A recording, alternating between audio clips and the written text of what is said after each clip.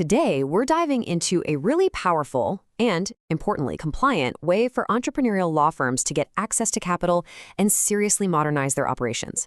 It's called the MSO model, and believe me, it is changing how the business of law gets done. Okay, so let's set the stage here. To compete today, you need capital. That's for tech, for top-tier talent, for scale, the whole shebang. But for most law firms in the US, there's this massive roadblock. Ethical rules, some a century old, that flat out prohibit non-lawyers from having any ownership stake. This has basically locked law firms out of traditional investment. Well, until now.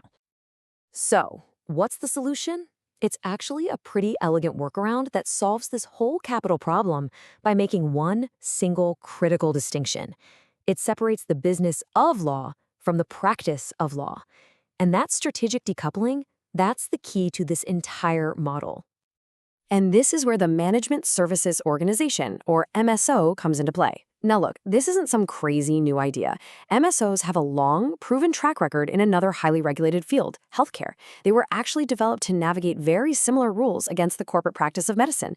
The core idea is just simple common sense. Let the professionals practice their profession, and let a dedicated business entity run the business. This dual entity structure is really the heart of the whole thing. So on one side, you've got the law firm. It's 100% owned by lawyers, and it handles all the legal work for clients, period. On the other side, you've got the MSO, and this is where outside investors can come in. The MSO handles everything else: the finance, the HR, marketing, IT. It just acts as a vendor to the law firm, which lets capital flow into the business operations without ever breaking those core ownership rules. Now, this all sounds pretty brilliant, right? But, and this is a big but, it only works if you play by the rules. There are some absolutely critical ethical guardrails that you have to respect to make this model compliant and successful, and every lawyer thinking about this needs to understand them inside and out. The entire MSO framework is basically built to navigate these three core ethical rules. So we've already covered the first one: no non-lawyer ownership of the firm itself. The other two are just as important. You can't share legal fees with non-lawyers, and the MSO absolutely cannot engage in what's called the unauthorized practice of law, which really just means it can't influence a lawyer's independent professional judgment on legal matters. But out of all these, there's one that gets the most scrutiny, the one that's the biggest challenge, and that is the rule against fee sharing. How the MSO gets paid is, without a doubt, the most important and sensitive detail in this entire arrangement. Seriously. If you get this part wrong, the whole structure could be in jeopardy. And don't think for a second that this is some kind of gray area. It's not. A recent opinion from the Texas State Bar established what it calls a bright line rule. And this quote makes it crystal clear. Any compensation model that's a percentage of a law firm's revenue is a no-go. It's seen as an illegal split of legal fees. It's as simple as that. So this table really lays out the safe path forward. A fixed, flat monthly fee for the services the MSO provides? Yep, that's permissible. It's just a standard vendor relationship. A cost-plus model, where the MSO bills for its actual costs plus a fair margin, that's also fine. But a percentage-based fee that's tied to the firm's revenue? That is strictly prohibited. The MSO's compensation has to be for the fair market value of its services, not a slice of the legal pie. All right, so with those rules in mind, let's zoom out. How does this MSO model stack up against other innovations in the legal space? And maybe more importantly, how are real firms actually using it today, out in the wild? First off, it's really important not to get MSOs mixed up with something called alternative business structures, or ABS.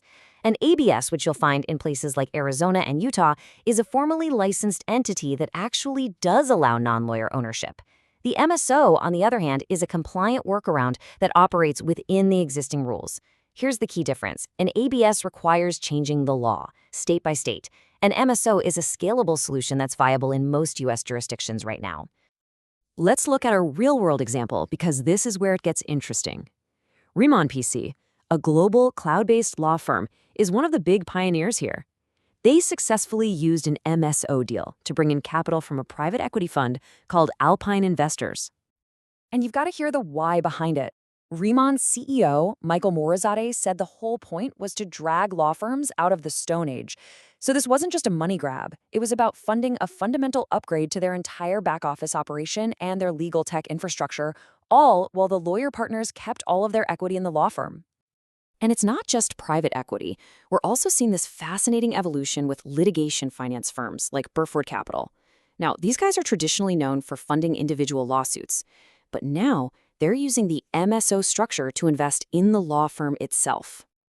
This is a huge strategic shift. Think about it.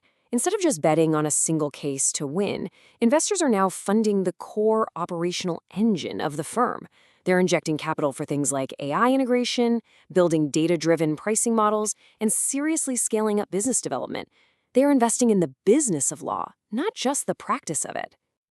So all of this brings us to a strategic crossroads. For any entrepreneurial lawyer watching right now, the MSO model isn't just theory. It presents direct, actionable choices about the future of your firm and, really, your practice.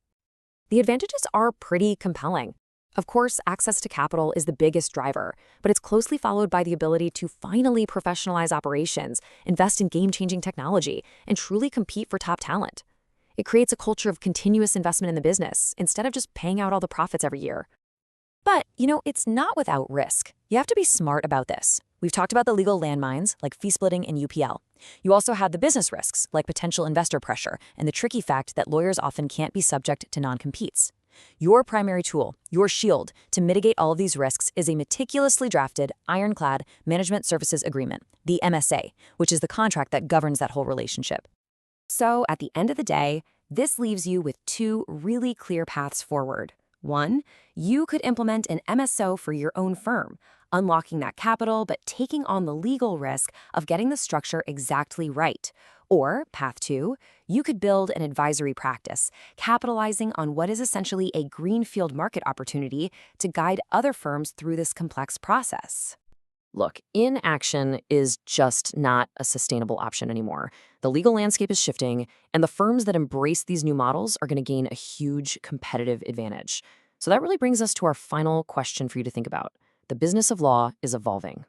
What will your role be?